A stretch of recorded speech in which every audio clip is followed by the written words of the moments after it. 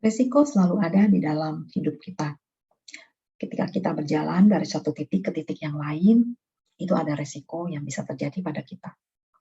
Dan ada berbagai macam risiko. Mulai dari risiko terhadap jiwa kita, risiko terhadap kesehatan kita, maupun risiko terhadap harta benda yang kita miliki. Bisa nggak ya kita menghilangkan risiko tersebut? Sayang sekali, kita nggak bisa menghilangkan risiko, karena risiko itu akan selalu ada. Jadi yang bisa kita lakukan adalah mengelola risiko supaya kerugian yang akan kita hadapi nanti bisa diminimalisir. Nah, salah satu cara untuk mengelola risiko ini adalah dengan membeli produk asuransi.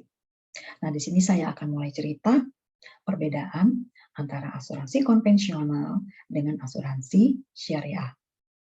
Pada asuransi konvensional, konsep pengelolaan risiko yang digunakan adalah risk transfer atau pemindahan risiko. Jadi kalau kita membeli produk asuransi dari perusahaan asuransi konvensional, maka kita memindahkan risiko kita kepada perusahaan asuransi, dan atas risiko yang dipindahkan itu kita membayar sejumlah biaya atau premi. Nah, perusahaan asuransi konvensional, dia akan menerima premi dan dia akan menanggung semua risiko yang sudah dipindahkan dari peserta asuransi.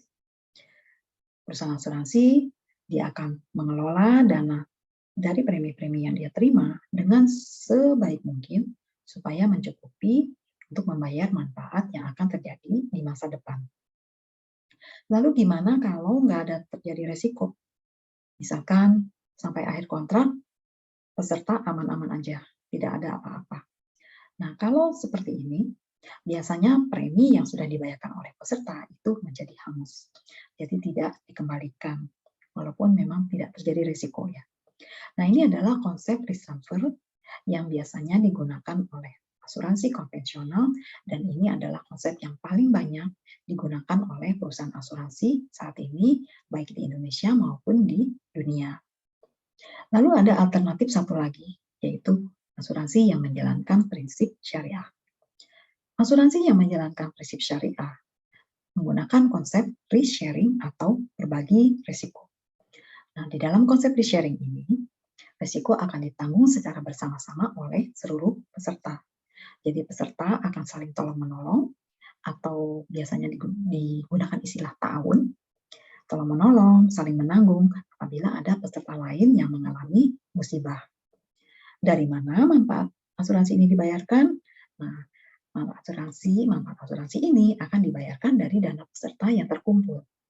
Jadi ketika peserta membayar premi, maka ada sebagian dari premi tersebut yang dialokasikan kepada dana peserta untuk dikelola dan nantinya akan digunakan untuk membayar manfaat asuransi jika ada peserta yang mengalami musibah. Kemudian perusahaan asuransi ini bertindak sebagai apa ya kalau sudah menggunakan risk sharing? Nah, di sini perusahaan asuransi akan bertindak sebagai administrator atau pengelola. Nah, atas jasa pengelolaan yang dilakukan oleh si perusahaan asuransi, maka dia akan menerima imbal jasa atau fee, atau kalau di dalam asuransi syariah menggunakan istilah ujroh. Nah, ini adalah konsep risk sharing.